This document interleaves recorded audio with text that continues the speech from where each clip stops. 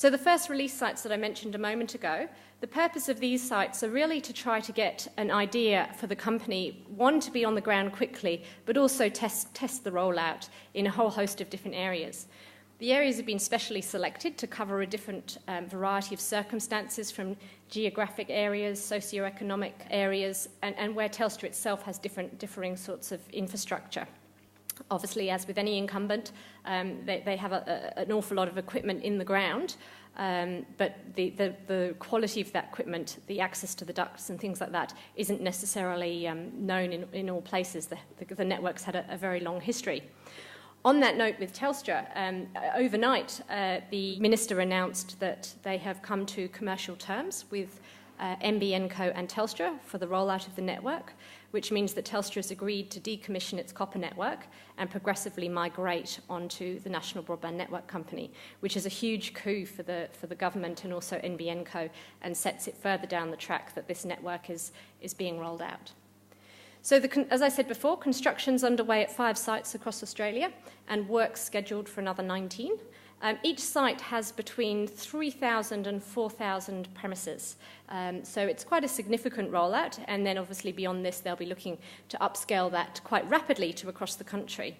At its peak in 2013, NBN Co expects to be deploying 6,000 premises a day. That's an incredibly large amount of work that's going to be undertaken to achieve that lofty goal. The first end user was connected on the 1st of July last year in Tasmania, where they have 5 retail service providers operating on the network. The NBN Co has put in place processes to assist those carriers and retail service providers, but they expect to have fully automated services operational by August 2012.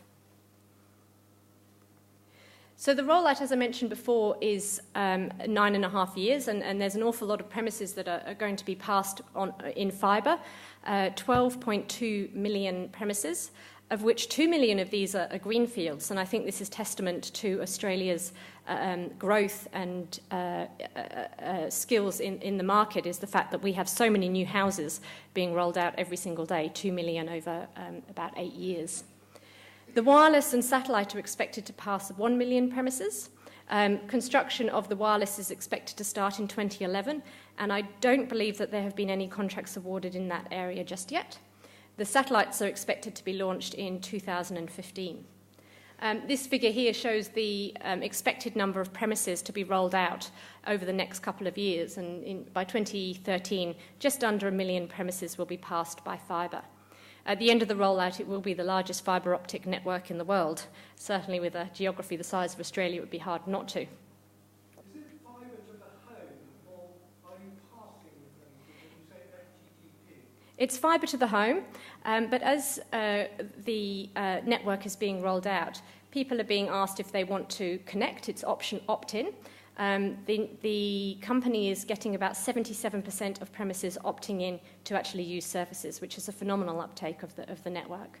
So I think things are looking very promising, but it's fibre to the home, and not only is it fibre to the home, it's also fibre to the MDU, multi-dwelling units. So in apartment blocks, they're also looking at going fibre.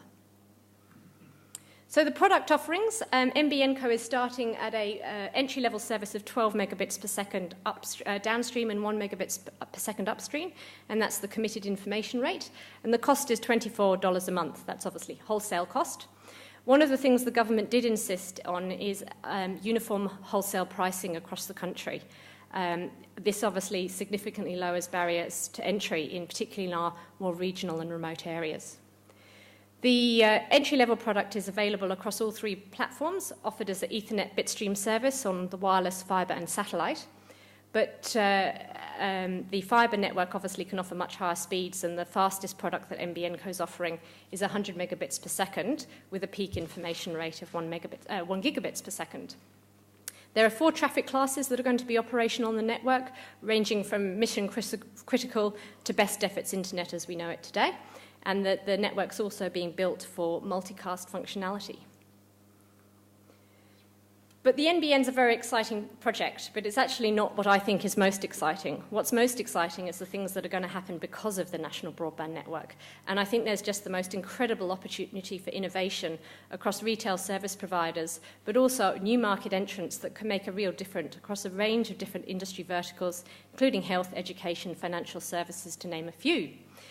This diagram here shows an overview of how the National Broadband Network ecosystem could function.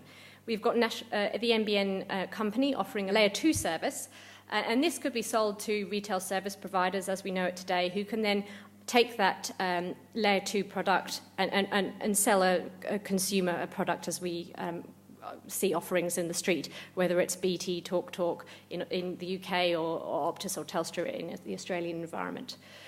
There's also obviously a room for an aggregator or a wholesaler to come in and take those Layer 2 service offerings, transpose them onto higher layers, so perhaps offering Layer 3s, 4 and 5 services through to Level 7, sell them on to RSPs, and then they are obviously on sell to the end user.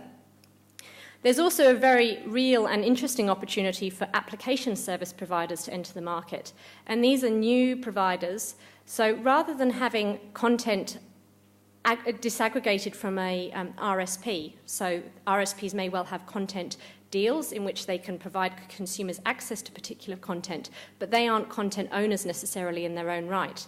The application service provider is potentially a content owner in their own right, not just for media or entertainment, but also potentially healthcare services or insurance companies or aged residential care services and the like.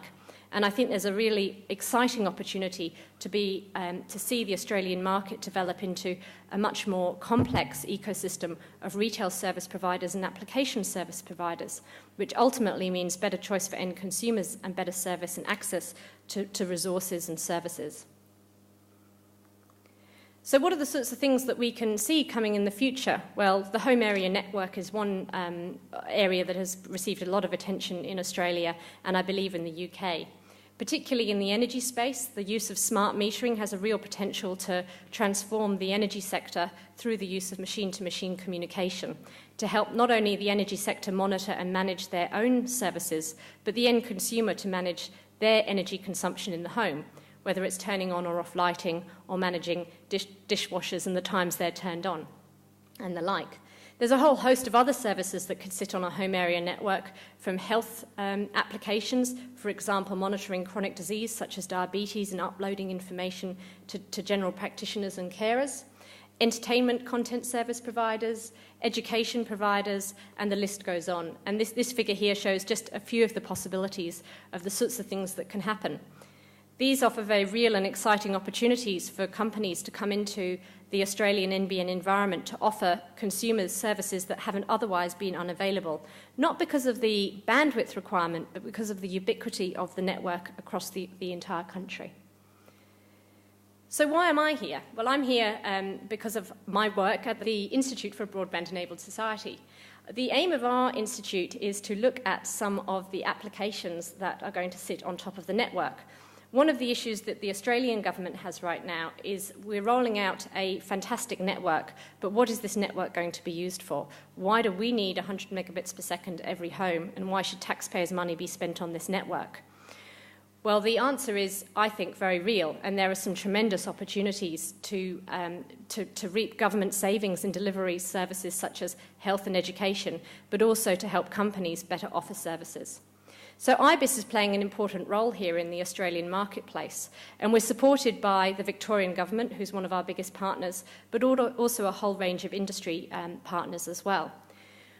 We offer and support research across 5 different areas, ranging from the technology itself, but also through different themes. So, for example, in education, we've got an interest in remote learning and also how we can make data more accessible online.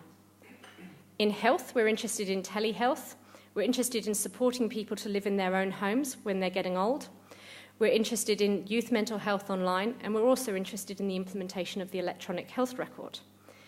In social infrastructure, we're interested in monitoring our environment, whether it's monitoring the energy grid, monitoring bushfires and other disastrous events, or water management.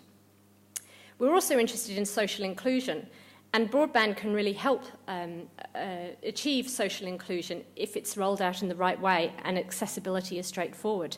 And that means a whole load of educational resources to support end users to access skills and be able to operate online. For example, people who may never have accessed broadband before in their lives. There's also a theme that's looking at business and service transformation. And a very important part of this research is trying to understand the end user. We need to be able to understand our end users so that we can target new applications and services to them and help them make use of that, so we make sure that whatever we're developing and designing does actually get used. And there's countless examples of technology, and very good technology, being researched and developed that don't achieve uptake in the marketplace. And a big reason for this, of course, is because the end user market has been missed. They may not understand workplace practices. They may not have designed a piece of technology appropriate for the end user.